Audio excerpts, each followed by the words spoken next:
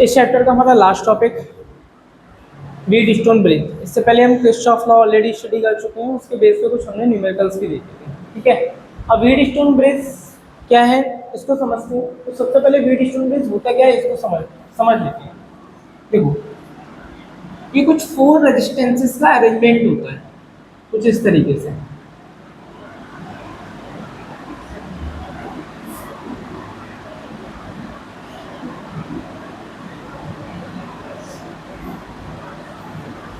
Let's say एक resistance ये होगी, एक रेजिस्टेंस ये, एक रेजिस्टेंस ये और एक रेजिस्टेंस ये। ठीक है, ये 4 रेजिस्टेंसेस का अरेंजमेंट हो गया। इसको हम कनेक्ट कर देते हैं एक बैटरी से, सेल से, अलॉन्ग विथ की प्लग की। ठीक है, और लेट से ये A point, B point, C point, D point, and यहाँ पर हम कनेक्ट कर देते हैं गैल्वेनोमीटर। गैल्वेनोमीटर जी, इसका रेजिस्टेंस हम एज्यूम कर लेते हैं कितना है यहाँ पर रेजिस्टेंस जी। मैं यहाँ पर नोट कर देता हूँ, यहाँ पर ये हो गया आपका गैल्वेनोमीटर जी। ठीक है, तो व्हीट स्टोन ब्रिज क्या है? It is an arrangement of 4 resistances.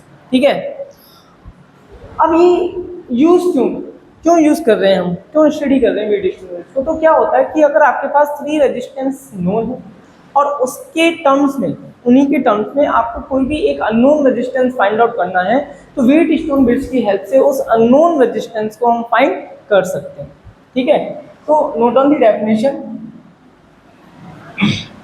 It is an arrangement of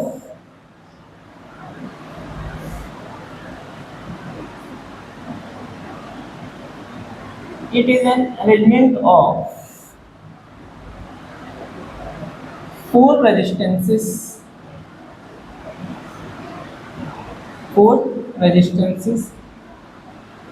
used to determine the unknown resistance quickly and accurately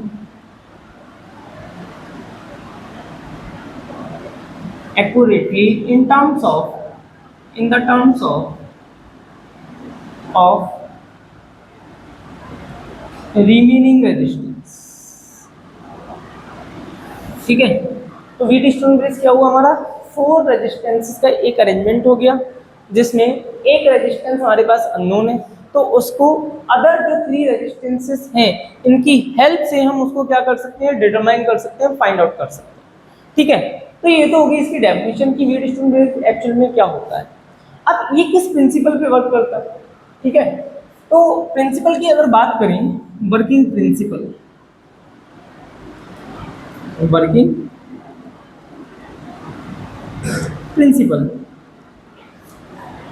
इससे पहले आपने स्टडी किया है कौन सा लॉ? Kirchhoff law. तो किरचॉफ लॉ पे ये क्या करता है? वर्क करता है। ठीक है, it works on the principle, it works on the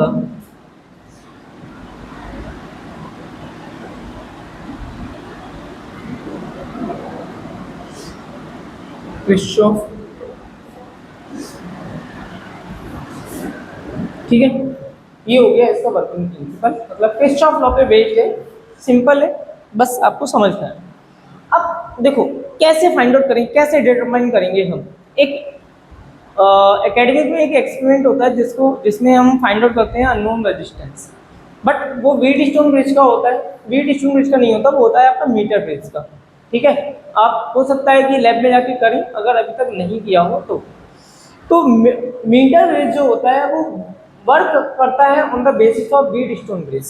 ठीक है, तो उसमें जब आप वो एक्सपेरिमेंट करोगे तब यहाँ से जो मैं अभी समझाने वाला हूँ थोड़ा सा आप कनेक्ट कर पाओ।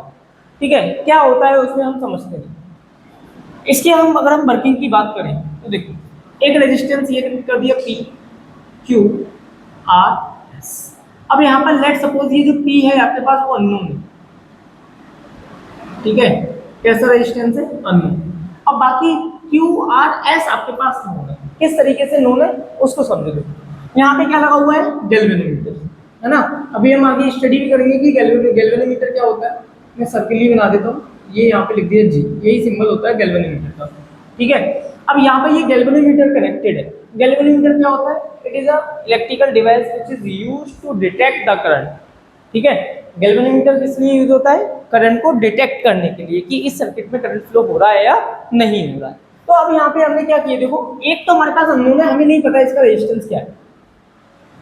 With the help of other three resistances, we can find out the unknown resistance. अब मैंने यहाँ पर एक रेजिस्टेंस कनेक्ट किया, एक रेजिस्टेंस यहाँ कनेक्ट किया, एक यहाँ रेजिस्टेंस किया। तो गैल्वेनोमीटर में मैंने देखा कि कोई भी डिफ्लेक्शन यहाँ पर नहीं हो रहा। अब डिफ्लेक्शन का मतलब क्या होता है, मैं पूरा समझा देता हूँ।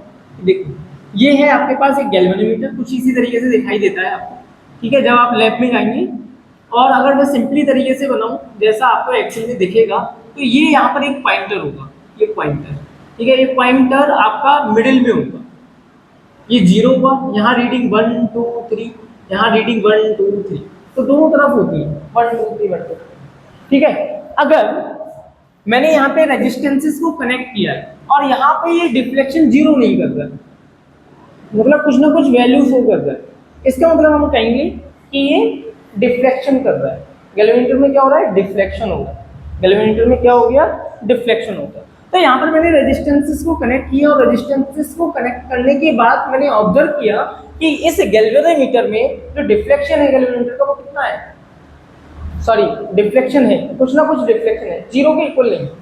बात समझ में आ रही है ना। अब डिफ्लेक्शन है अगर इस गैल्वेनोमीटर में, तो इसका मतलब ये है कि यहाँ पर कोई ना कोई करंट फ्लो हो रही है, लेट्स से इसके थ्रू कोई ना कोई एक करंट फ्लो हो रही है। तो इस कंडीशन को हम बोलते हैं unbalanced Wheatstone bridge, unbalanced Wheatstone bridge. फिर समझा रहा हूँ, आपने एक अननोन रेजिस्टेंस लगाया, 3 रेजिस्टेंसेस लगा दिए।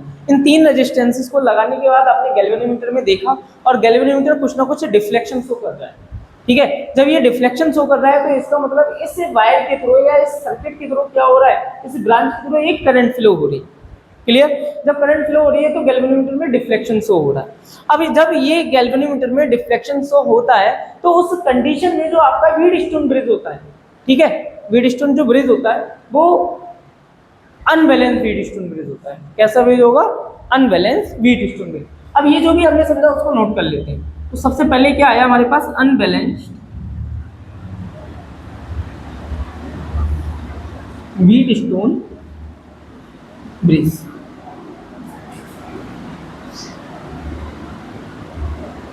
क्या होता है unbalance Wheatstone bridge, when deflection in the galvanometer, deflection in the galvanometer is not equal to 0, is not equal to 0, 0 के इक्वल नहीं है, तब ये जो आपका व्हीटस्टोन ब्रिज है वो क्या है, आपका अनबैलेंस्ड व्हीटस्टोन ब्रिज। आगे समझ, ठीक है। अब समझते हैं बैलेंस व्हीटस्टोन ब्रिज क्या होता है। Balance Wheatstone bridge, balance Wheatstone bridge हमने क्या किया, अभी हमने जब रेजिस्टेंस को कनेक्ट किया था, रेजिस्टेंसेस को कनेक्ट करने के बाद गैल्वेनोमीटर में कुछ ना कुछ डिफ्लेक्शन शो हो रहा था, है ना। गैल्वेनोमीटर कुछ ना कुछ डिफ्लेक्शन शो कर रहा था, लेकिन हमने रेजिस्टेंस को कुछ इस तरीके से अरेंज किया, हमने इसका रेजिस्टेंस चेंज किया, या इसका रेजिस्टेंस चेंज किया, इसका रेजिस्टेंस चेंज किया with the help of resistance boxes, ठीक है। रेजिस्टेंस बॉक्सेस को लगे हुए होते हैं, तो वहां से हम क्या करते हैं, रेजिस्टेंस को चेंज करते हैं और तब तक चेंज करते हैं कि जब तक इस गैल्वेनोमीटर में डिफ्लेक्शन कितना ना हो जाए, 0 हो जाए। ये हो गया डिफ्लेक्शन।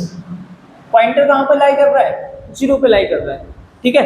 अब गैल्वेनोमीटर में डिफ्लेक्शन 0 है, इसका मतलब ये रीडिंग शो नहीं कर रहा है। अब जब रीडिंग शो नहीं कर रहा है तो इसका मतलब यहाँ पर कोई भी करंट फ्लो नहीं होगा। बात समझ में आ गई, क्लियर हो गया, ठीक है। भाई जब हमने रेजिस्टेंसेस को कुछ इस तरीके से अरेंज किया कि गैल्वेनोमीटर में डिफ्लेक्शन 0 है, अगर गैल्वेनोमीटर में डिफ्लेक्शन जीरो है तो यानी कि बी से डी तक कोई करंट फ्लो नहीं हो रही है, तो ऐसी कंडीशन को हम बोलते हैं बैलेंस फील्ड डिस्टर्बेंस। क्या बोलेंगे? Balance field disturbance. क्लियर हो गया दोनों पॉइंट? ठीक है, तो हम इसको भी नोट कर लेते हैं। Then deflection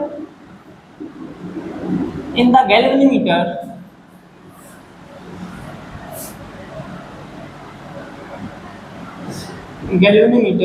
is equal to zero, then this condition is known as balance condition. Then this condition is known as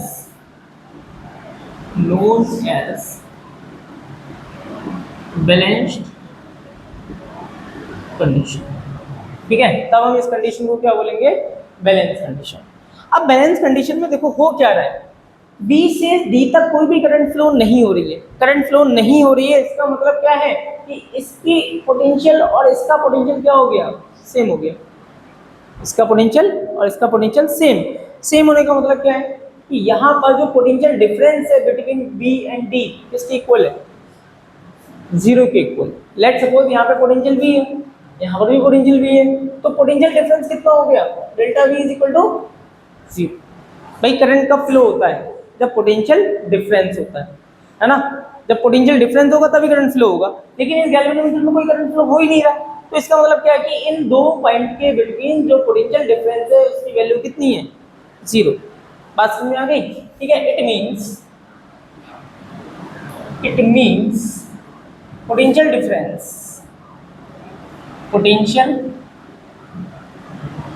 difference between point B and D is zero। और we can say, और क्या लिख सकते हैं कि जो B and D है वो किस पोटेंशियल पे हैं आपके? दोनों सेम पोटेंशियल पे हैं, इसलिए इनके बिटवीन जो पोटेंशियल डिफरेंस है वो किसके इक्वल है? जीरो। बताओ ये कंडीशन क्लियर? जब ये व्हीटस्टोन ब्रिज बैलेंस कंडीशन में होता है, ठीक है, तो उनके जो रेजिस्टेंसेस की अपोजिट आर्म है, अपोजिट आर्म का जो रेजिस्टेंस का प्रोडक्ट है वो अदर अपोजिट आर्म के प्रोडक्ट के इक्वल हो जाता है। जैसे क्या मतलब है इसका? देखो ये रेजिस्टेंस कितना है? P, और ये रेजिस्टेंस कितना है? R। अपोजिट आर्म से, तो अपोजिट आर्म्स की जो रेजिस्टेंसेस हैं P एंड S, इनका product other to opposite arms के रेजिस्टेंस के प्रोडक्ट के इक्वल हो जाता है, Q एंड S। ठीक है, Q एंड S। ये होती है व्हीटस्टोन ब्रिज की बैलेंस कंडीशन, जहां पर अपोजिट आर्म के जो रेजिस्टेंसेस के प्रोडक्ट है वो क्या होते हैं? आपके इक्वल होते हैं। बात समझ में आ गई? आप इसको हम कुछ इस तरीके से भी लिख सकते हैं, PR, S नहीं है, PR is equal to QS। मैं इसको और क्या लिख सकता हूँ? P/Q is equal to S/R। ठीक है, तो ये होगी आपकी व्हीटस्टोन ब्रिज की बैलेंस कंडीशन। ठीक है,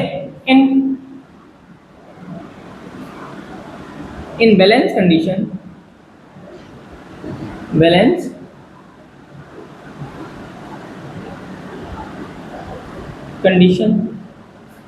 the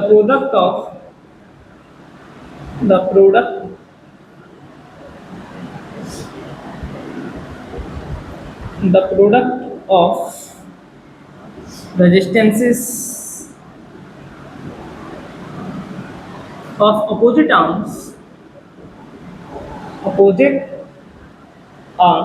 of the Wheatstone bridge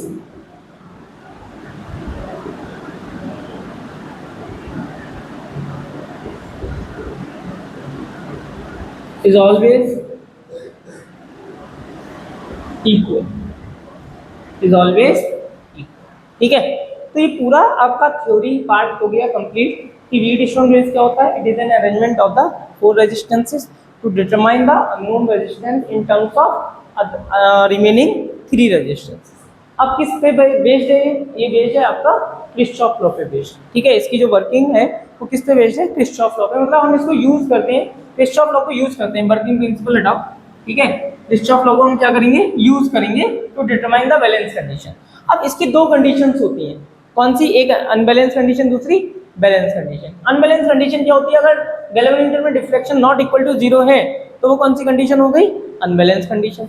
अगर गैल्वेनोमीटर में डिफ्लेक्शन इक्वल टू जीरो है ना, तो वो कौन सी कंडीशन हो गई? Balance condition. बैलेंस कंडीशन में ये जहां पर गैल्वेनोमीटर कनेक्टेड है इनके बिटवीन जो पोटेंशियल डिफरेंस होता है वो कितना होता है? जीरो होता है। या दोनों पॉइंट का जो पोटेंशियल होता है वो सेम होता है। ठीक है। अब इस बैलेंस कंडीशन में जो अपोजिट आर्म रेजिस्टेंस जो अपोजिट आर्म में लगे हुए हैं उनका जो प्रोडक्ट होता है वो ऑलवेज क्या होगा? इक्वल। ठीक है। अब इसी चीज को हमें क्या करना है? प्रूफ करना है। ठीक है। तो प्रूफ इतना नोट करो, उसके बाद हम प्रूफ करते हैं।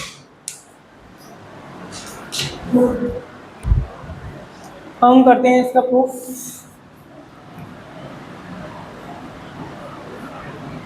P कैसे ऑब्टेन हुआ?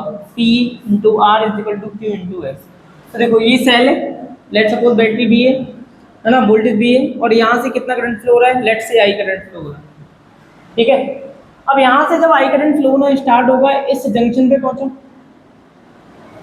ठीक है। यहाँ से करंट क्या हो गया? डिवाइड हो गया। लेट से इसमें जो करंट फ्लो हो रहा है वो I1 है और इसमें जो करंट फ्लो हो रहा है वो I2। क्लियर? अब देखो इस गैल्वेनोमीटर में करंट कितना फ्लो हो रहा है? IG। तो ये जो आर्म आपको दिख रहा है BC, इसमें कितना करंट फ्लो होगा? बताओ, जंक्शन रूल लगाओ और बताओ कितना होगा। I देखो बताओ, I नहीं, समझो। देखो ये जंक्शन हो गया। ठीक है। इस जंक्शन में I1 करंट एंटर कर रही है। ठीक है। और इसी जंक्शन से IG करंट लीव कर रही है। यस और नो? ठीक है। तो यानी कि I1 current taken as positive क्योंकि एंटर कर रही है, और IG current taken as negative IG। तो कितना करंट फ्लो हो रहा है इसमें BC में? I1 minus. आगे समझ। अब बताओ ये आर्म DC में कितना करंट फ्लो हो रहा है तो बता दो। ये I2 है और ये IG है, तो कितना करंट फ्लो होगा DC में? I2 नहीं, I2 प्लस I2। क्यों? क्योंकि ये भी एंटर कर रहा है और ये भी एंटर कर रहा है, तो यहाँ पे जो करंट फ्लो होगा वो I2 प्लस IG होगा। इतना क्लियर हो गया? ठीक। तो अगर मैं देखो यहाँ पे दो क्लोज लूप लग रहे हैं, है ना, ABDA, ABDA apply.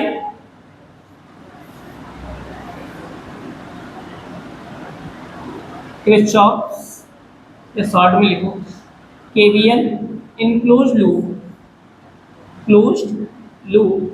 ABDA, ABDA। चलिए स्टार्ट करो। A से B तक पहुंचना है, करंट और लूप की डायरेक्शन सेम है तो value negative. Minus of I1 into resistance क्या है? P। ठीक है। B तक पहुंच गए। B से कहाँ पहुंचना है? D पर क्या लगा हुआ है? गैल्वेनोमीटर। दोनों की डायरेक्शन सेम, वैल्यू नेगेटिव। क्या हुआ? IG into resistance D। ठीक है। D तक पहुंचे। D से कहाँ पहुंचना है? A पर। अपोजिट डायरेक्शन हो गई। आर्म है फ्रॉम D टू A और करंट फ्लो हो रहा है A टू D। अपोजिट, तो अपोजिट में वैल्यू क्या होगी? पॉजिटिव। कितना हो जाएगा? I2 into S। A पे पहुंच गए, चेंज इन पोटेंशियल कितना हो जाएगा? Across any close loop is equal to 0। Then क्या लिख सकता हूं मैं इसको? देखो IG G plus I1 P is equal to I2 S। Yes और? ठीक है। Now for balance condition, for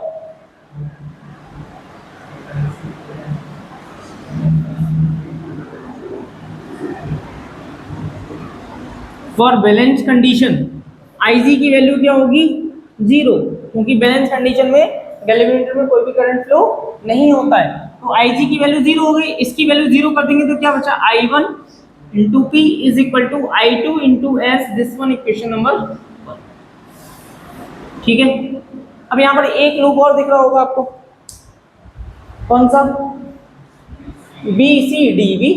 ठीक है। Apply again, apply KVL in close loop B C D B, B C D B, ठीक है। Apply करो भाई, देखो I1 माइनस आई जी इस डायरेक्शन में फ्लो हो रहा है और लूप भी आपका फ्रॉम बी टू सी है, तो डायरेक्शन सेम है, डायरेक्शन सेम है तो वैल्यू निगेटिव। I1 माइनस आई जी इंटू रेजिस्टेंस, सी तक पहुंच के सी से डी जाना है, सी से डी, हमारा लूप सी से डी जा रहा है लेकिन करंट डी से सी जा रहा है, अपोजिट, दोनों अपोजिट है तो वैल्यू पॉजिटिव, कितना हो जाएगा I2 plus I G into R, है ना, इंटू आर, डी तक पहुंच गए, डी से कहाँ जाना है, बी की तरफ, opposite direction, plus I G into G equal to 0। Now for balance condition, again for balance condition, for balance condition I G is equal to 0। अब जहां जहां आई जी दिख रहा है वहां 0 कर दो, minus I one into Q, कितना हो गया, minus I one into Q, I two plus R plus I two into R, है ना, आई जी की वैल्यू 0 होगी और ये भी 0 हो गया, तो यहाँ से क्या है, इक्वेशन फाइंड आउट हुई है आपकी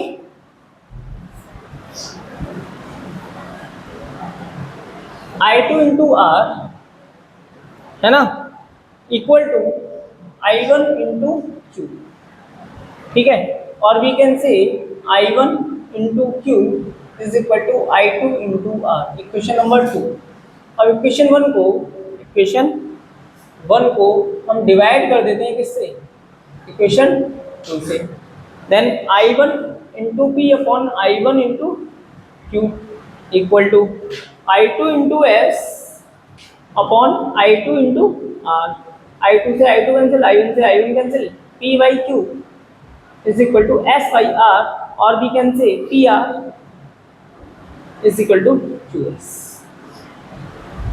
ठीक है, क्लियर, कुछ नहीं, बिल्कुल सिंपल प्रोसीजर। क्रिस्चॉफ लॉ आप पढ़ चुकी हो, तो क्रिस्चॉफ लॉ में यहाँ पे 2 लूप आपको लगाने हैं। सबसे पहले करंट को डिस्ट्रीब्यूट कराना है, यहाँ से करंट आई जा रहा है, तो यहाँ करंट हमने एज्यूम कर लिया कि इसमें I1 जा रहा है, इसमें I2 जा रहा है और इसमें IG फ्लो हो रहा है, ठीक है। तो इस जंक्शन पे देखा, इसमें I1 करंट एंटर कर रहा है, IG करंट लीव कर रहा है, तो इसमें जो करंट फ्लो हो रहा होगा वो I1 माइनस IG होगा, ठीक है। डायरेक्शन आप कुछ भी कंसीडर कर सकते हैं, डजंट मैटर। अब इस जंक्शन पे हमने देखा तो IG एंटर कर रहा है, I2 एंटर कर रहा है, तो यहाँ पर क्या हुआ, I2 प्लस IG, ठीक है। अब यहाँ पे लूप लगाया, यहाँ पे लूप लगाया, सॉल्व किया, उसके बाद ये 2 इक्वेशन ऑब्टेन हुई, I1P इंटू I2S और I1Q इंटू I2S, दोनों को डिवाइड कर दिया। ये जो बैलेंस कंडीशन की, बीट स्टोन ब्रिज की जो बैलेंस कंडीशन है कि अपोजिट आर्म के जो रेजिस्टेंस है उनका जो प्रोडक्ट है वो क्या होता है, आपका इक्वल होता है, तो यहाँ से प्रूफ ही होता है, ठीक है, नोट डाउन। इस क्वेश्चन में वो आपसे पूछ रहा है find the value of resistance x, ठीक है, कब फाइंड, मतलब उस रेजिस्टेंस x की वैल्यू फाइंड आउट करनी है जिस केस में जो जंक्शन M एंड N है इनके बिटवीन जो पोटेंशियल है वो क्या होना चाहिए, सेम पोटेंशियल। देखो बोल भी रखा है, in the circuit shown in the figure so that the junction M and N are at the same potential, are at the same potential, मतलब M एंड N ये सेम पोटेंशियल पे है। अब समझो, अब मुझे बताओ जरा कि अगर ये M and N same potential पर हैं, ठीक है, तो क्या ब्रांच MN में करंट फ्लो हो रही होगी, नहीं होगी, क्योंकि पोटेंशियल डिफरेंस 0 है, यही तो अभी समझाया था मैंने। तो इसका मतलब यहाँ पर जो करंट की वैल्यू है तो कितना है, 0।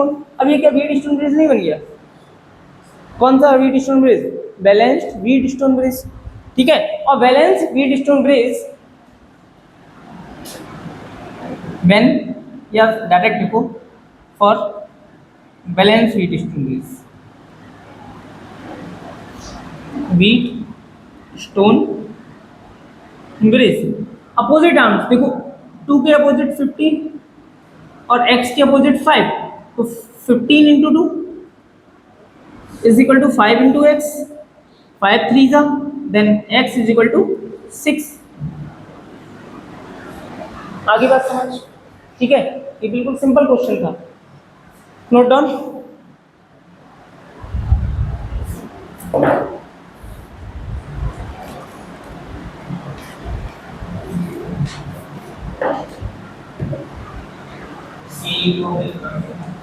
अब ये एक आपके पास क्वेश्चन है, देखिए सिंपल है ही सिंपल, बस थोड़ा सा आपको समझना है।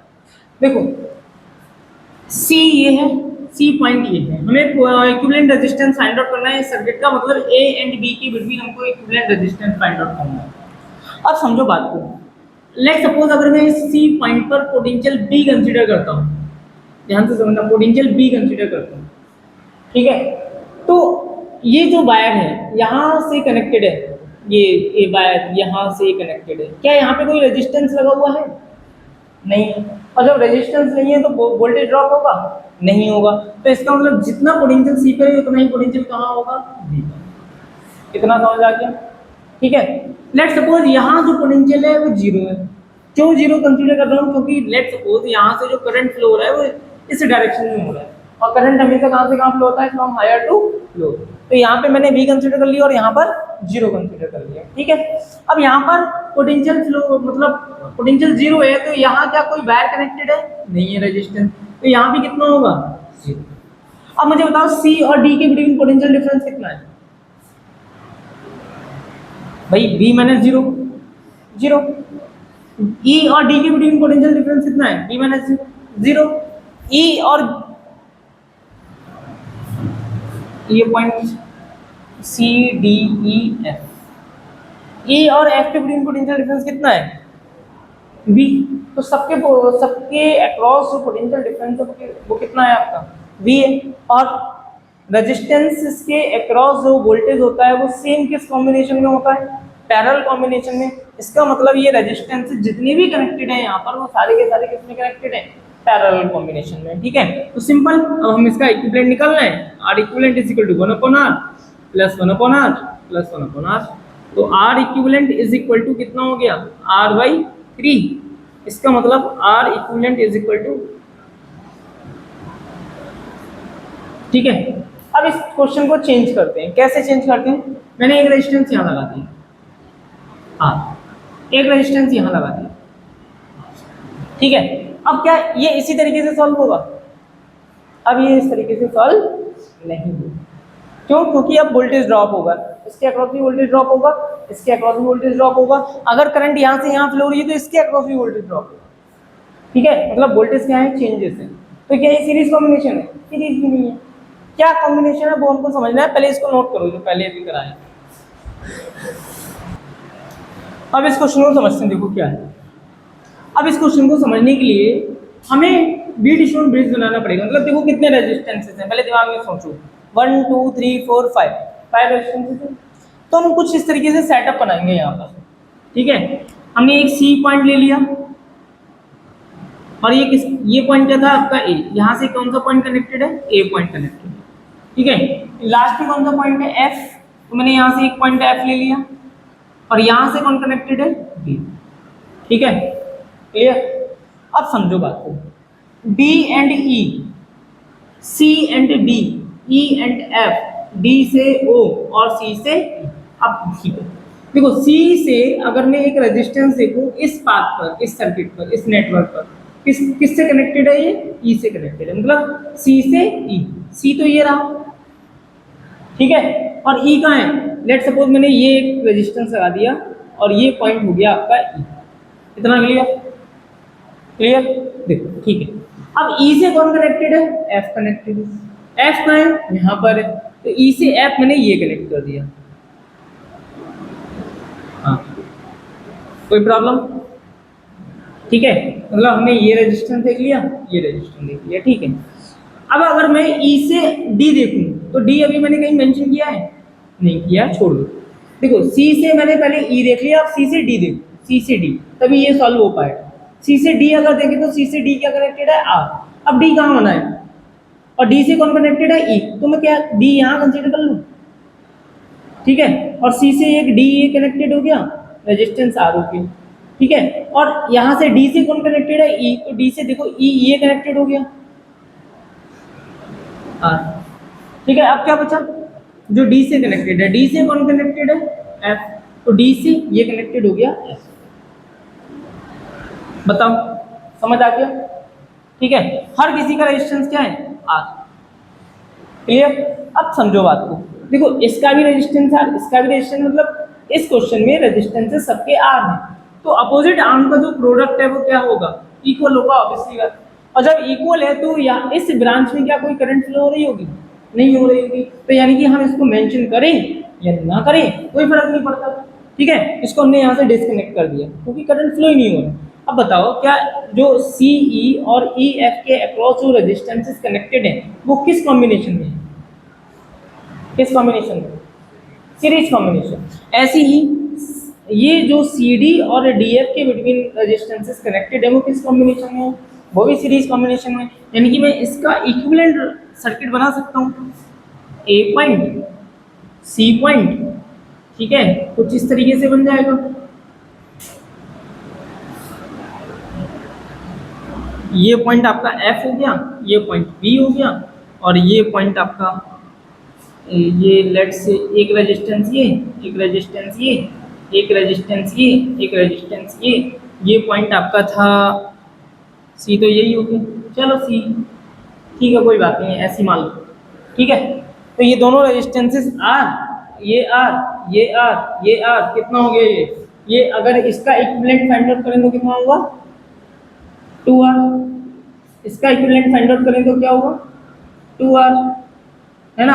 अब ये दोनों पैरेलल में है तो पैरेलल में क्या फार्मूला हो जाएगा, R equivalent is equal to R into R upon 2r into R upon 2r plus 2r, 2 to the 4r square upon ये हो गया 4r, r से r cancel, 2 to the 4, r equivalent कितना हो गया 2r, यही आएगा।